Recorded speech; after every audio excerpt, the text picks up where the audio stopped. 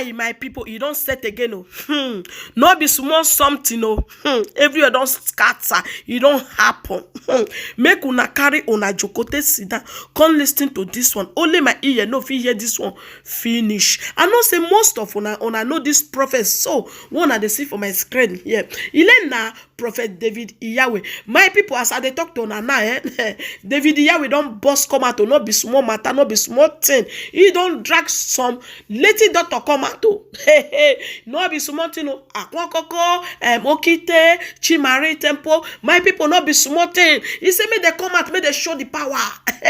Say he get power, he carry 7 power when they guide down. My people, not be small thing. No, he say even Mathias Ezeaku when they talk, when they brag, may he carry the patient come. Say the people when they sick, may he carry them come, may he heal them.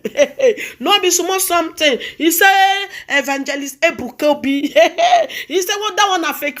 My people, not be small something. No be waiting I go use my mouth then narrate finish. May not come be say I too talk for inside this video. As I cross this one, I was Dr. Lizo. No be small thing. He say carry powers. If anybody cross the way, say you go cha cha. You go give us bass boss. May not come be say I too talk. Make una regard. We're not a coward. Arusie Ebuka Obi, but also like a pokoko. Agwangona no men anything 7 days in Korea altar. There ya can you brief her? I'm talking Korea altar. But the man will anything. No anything, I'm the say the thing. Oh Yahweh, all the way. Every Omenala friends will be Muru. Oh Yahweh. Yeah, with the 7 Basa Nozia. We are not Nancy na Prophet David Yahweh or Karamar or Karamos normal also. Kapasi box. Children of God, fear no Dibia, fear no occult, fear no kite, Ikado no. Tata with the same okay for ya. Anye Karaka, and you put this thing. There. I want to know there's a bit of anything. A man I brought off power. A man I have hot of fire. Obuno me able to be far. Obuno me with them man able to hear live video. Courier this altar. There. Altars name go ya Holy Spirit Mountain Zion. You know, she knows about it with me, clear. We come with 7 powers. There. Engineer on. Eba can they chain under most. Eba can they chain under courts. Eba can they chain.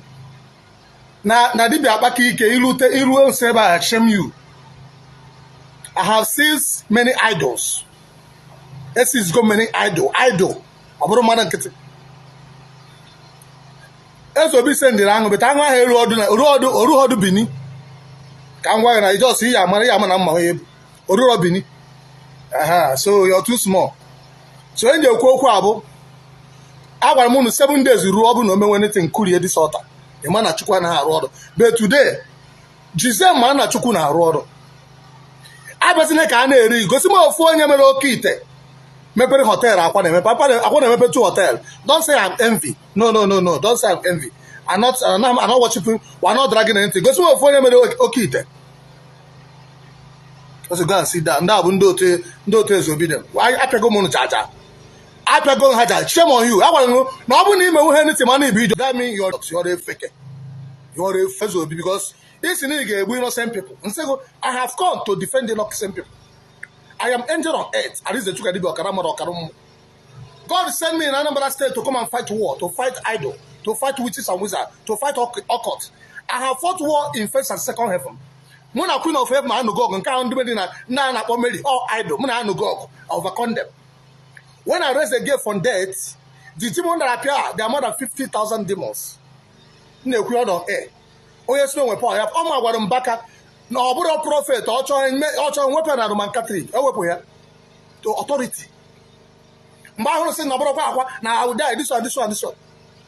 Mbahoro TV doctor, people say, oh, this one, yeah, TV doctor, they will kill this one, yes. We fought together spiritual. TV doctor belong to Mary and occult. You are not equate to that. I said it before he died. So don't say I'm making mouth. If it's easy to make mouth, come and make it. Jesus Christ said, "Obono this is to tell a sick person to be healed. Tell one person to be healed. Or carry phone. You have phone. Put one person that only now. Very call Tomorrow is the day. In Worogu, in Worokite, Buten maybe the Ogu. Attack and Emegu, 10 years, 20 years, come. Spend your money no more. Ebuka Obi is saying, it's a fake. Ebuka Obi is a fake. Do you know how many people that are frustrated? You don't know about fright 1 million, 2 million. See abroad, the better than Ebuka Obi, I can have how are you? Are you not talking about it? Ebuka Obi, if you want to become a man of God, close your church, put on a street. Come on, a man of God. I have not done church for 5 years. Only one I got seen come offering for 5 years or tithes. Let him come out. Only I say you have paid tithes to me. 5 years, 5 years. Anybody can say you have paid. I used to be go to people. I go to street and pray for people. I hear them. I do this. Why I started the partnership because of people. People are wicked. I made men billionaires and this. So why you people are calling me this year? There are more than 1 million people that called me this year. I want to see. If anybody say any one woman will say he have come to me this year, I pray for him. Thunder will kill a woman. Nobody. I don't give chance to anybody.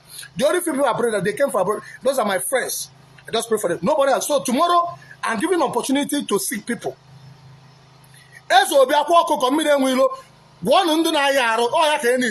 Hospital have fellows.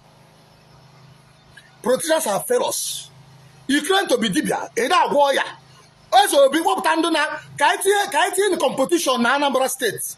Chukwana have warrior. Now, Mathias, what are your doctor? How do I want to do a spiritual attack? Let them come and remove spiritual husband. Let them come and remove spiritual secrets. What are your doctor? How do I go and then you poison? What are doctor?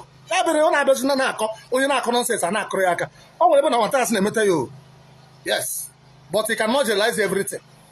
Without God, so don't make God a mocker. Don't be a fool or fool. Mathias in our favor, no court, no man, a woman, Mathias in our favor, no man, a new road, but all got up fast and cap, whatever for a cap of. I saw an iPhone a good job, but in a Omenala. In a corner, or in a new Omenala, or in a post of Omenala. Attacking in an number on Omenala, on the Dibia.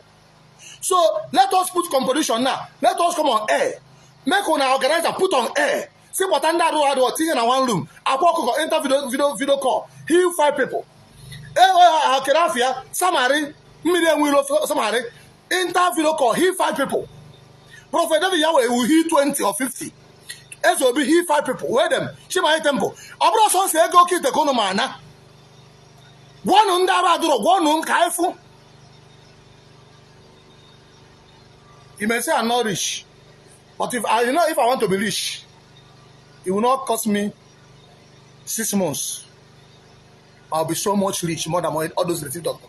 But we're not here for rich. We're here to serve people. Because everybody in Ebuka, they can't be no more.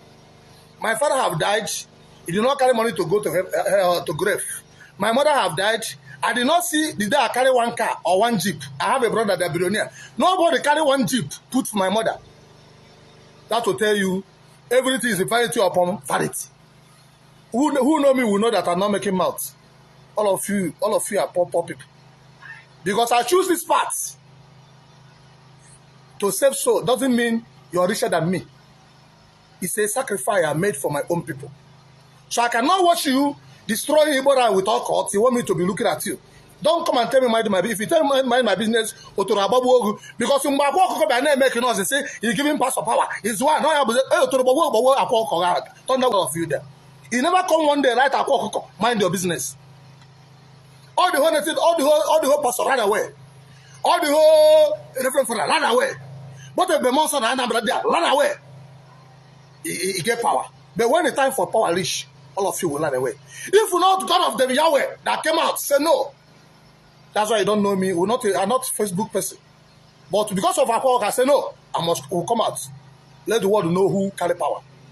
Remember that Elijah was living in wilderness. Bad prophet were making noise. We are the greatest. We are greatest. Before Elijah caught fire, say today, let us know who have the power. Let us know. Let the God that answering by fire be the God that my family will serve.